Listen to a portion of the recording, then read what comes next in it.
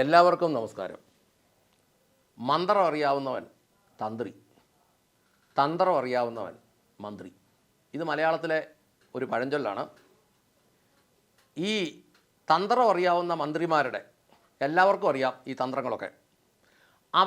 അവർക്ക് കിട്ടുന്ന ഔദ്യോഗികമായിട്ട് കിട്ടുന്ന സാമ്പത്തിക കണക്കുകൾ നമുക്കൊന്ന് നോക്കാം. ശമ്പളം 97,429 രൂപ. ബാറ്റാടെ ചെരുപ്പിൻ്റെ കാര്യം പറഞ്ഞ പോലെയാണ്. 1 ലക്ഷം ഒന്ന് തികച്ചു വെച്ചാൽ വേറെ ഏതാണ്ട് വള്ളിയുണ്ട്. അതുകൊണ്ട് 97,429 രൂപ ശമ്പളം പ്ലസ് ഒരു 2,000 രൂപ ചുമ്മാ ഫിക്സഡ്. അങ്ങനെയാണ് നമ്മൾ ഈ ഇലക്ട്രിസിറ്റി ബോർഡിൻ്റെ ബില്ല് വരുമ്പോൾ സാധാരണക്കാർക്കിട്ടെല്ലാം ചുമ്മാ ഒരു ഫിക്സഡ് ചാർജ് ആ ബില്ലിനകത്ത് അടിച്ചേക്കുന്നത്. നമ്മുടെ നിന്ന് മേടിച്ചിട്ട് 2,000 വെച്ച് എല്ലാവർക്കും കൊടുക്കണേ, ചുമ്മാ പിടിച്ചാൽ മതിയല്ലോ. പിന്നെ DA 38,429 രൂപ DA. പിന്നെ ഈ തിരുവനന്തപുരം ജില്ലയിലെ MLA മാരാണെങ്കിൽ അവർക്ക് മണ്ഡലത്തിൽ കറങ്ങാൻ 17,000 രൂപ. തിരുവനന്തപുരം ജില്ലയ്ക്ക് പുറത്തുള്ളവരാണെങ്കിൽ അവർക്ക് മണ്ഡലത്തിൽ കറങ്ങാൻ 40,000 രൂപ. മന്ത്രിമാരുടെ കാര്യമാണ് പറയുന്നത്. ട്രെയിനിൽ ഏതിലൂടെ പോയാലും 1 കിലോമീറ്ററിന് 1 രൂപ വെച്ച് യാത്രാബത്ത. വേറെ ഏതിലൂടെ പോയാലും കിലോമീറ്ററിന് 15 രൂപ വെച്ച് അല്ലാത്ത യാത്രാബത്ത. ഫ്ലൈറ്റിൽ ഏതിലൂടെ പോയാലും ഫ്രീ, ബോട്ടിൽ ഫ്രീ, KSRTC ബസ്സേ ഫ്രീ. KSRTC ബസ്സിലൊന്നും പിന്നെ മന്ത്രിമാരൊരുത്തരും കയറുകയില്ല, കയറിയാലും ഫ്രീ. കേരളത്തിൽ ഒരു ദിവസം കറങ്ങുന്നതിന് കേരളത്തിലാണെങ്കിൽ ചുമ്മാതെ ദിവസം 1000 രൂപ.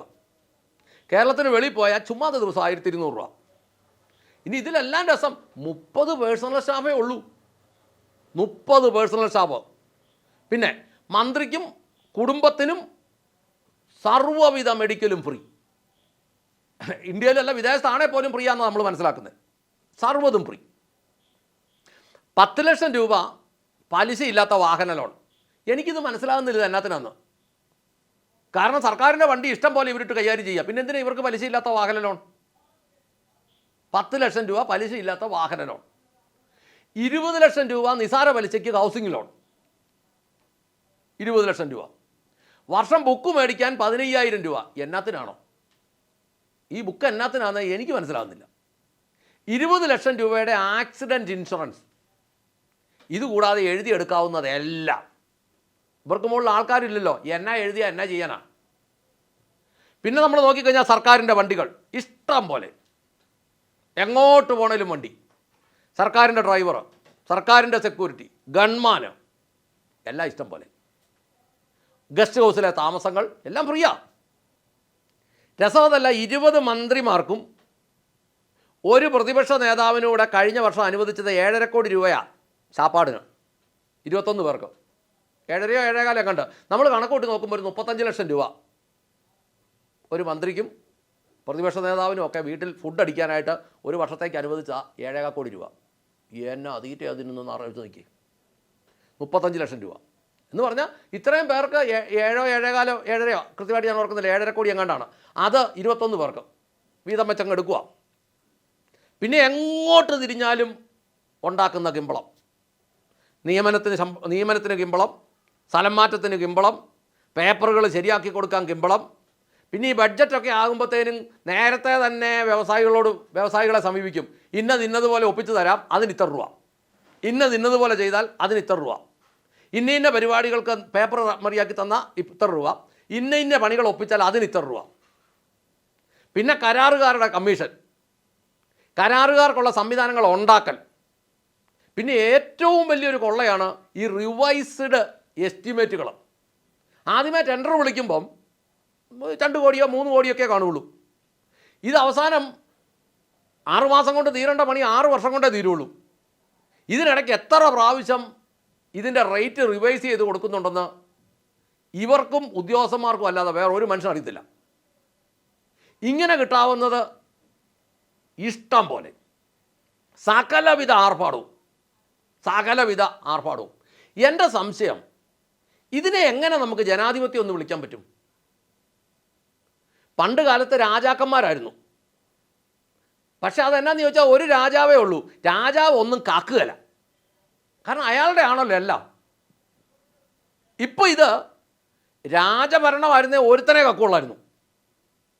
ഇതെല്ലാം കൂടെ കൂട്ടത്തിൽ കക്കുകയും കൂട്ടത്തിൽ എഴുതിയെടുക്കുകയും ചെയ്യുമ്പോൾ ഇതിനെ എന്നതാണെന്നാണ് വിളിക്കേണ്ടത്? ജനാധിപത്യം എന്ന് വിളിക്കണമോ രാജഭരണമെന്ന് പറയാൻ പറ്റിയല്ല. ജനാധിപത്യം എന്ന് നമ്മളെങ്ങനെ പറയും? നമുക്ക് ഇവരെല്ലാം പേടിയാണ്. നമുക്ക് ഇവരെല്ലാം പേടിയായതുകൊണ്ട് ഇതിനെ ജനാധിപത്യം എന്ന് പറയാൻ പറ്റുമോ? എന്നോട് ഈ ദിവസങ്ങളിൽ പലരും വിളിച്ചു ചോദിച്ചു, നിങ്ങൾക്ക് പേടിയില്ല? ഞാൻ ചോദിച്ചു, നമ്മുടെ വേലക്കാരെ നമ്മളെന്തിനാണ് പേടിക്കുന്നത്? നമ്മുടെ വേലക്കാരെ നമ്മൾ എന്തിനാണ് പേടിക്കുന്നത്? തിരഞ്ഞെടുക്കുന്നത് എന്തിനാ? ഇവർ സത്യപ്രതിജ്ഞ ചെയ്യുന്നത് എന്നതാ? ഇന്ത്യൻ ഭരണഘടന അനുസരിച്ച് ഈ ജനത്തെ സേവിച്ചോളാമെന്നല്ലേ? ജനത്തെ കഷായം വെച്ച് സേവിക്കാവുന്നതാണോ? ജനത്തിനെ ഇട്ട് കഷായം വെച്ച് അത് ഞങ്ങൾ സേവിച്ചോളാമെന്നാണോ ചൊല്ലുന്നത്? അല്ലല്ലോ.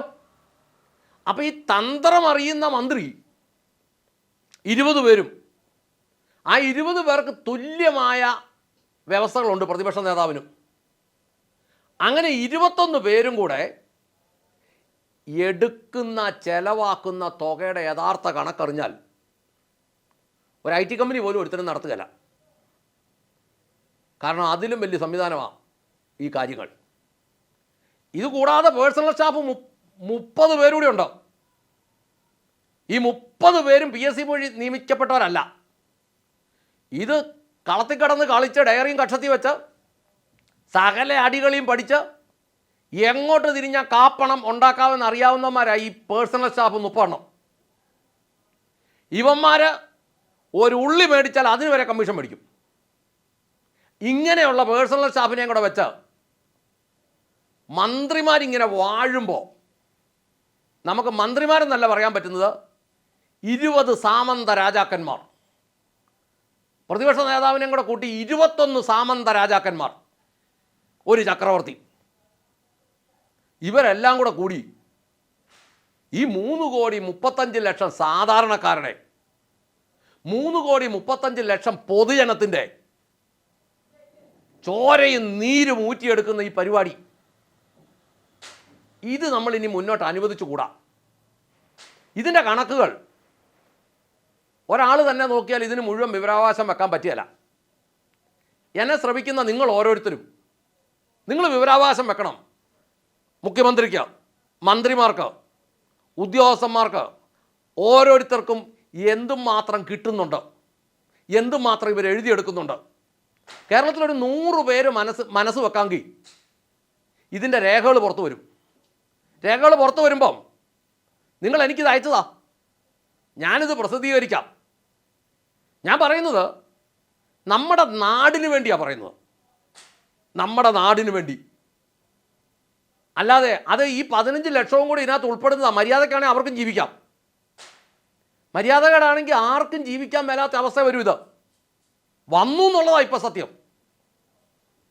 അതുകൊണ്ട് മന്ത്രിമാർക്ക് കിട്ടുന്നതിൻ്റെ കണക്ക് എനിക്ക് കിട്ടാവുന്ന മാക്സിമം വഴികൾ ഉപയോഗിച്ച് ഞാൻ ഇത്രത്തോളം എടുത്തിട്ടുണ്ട്.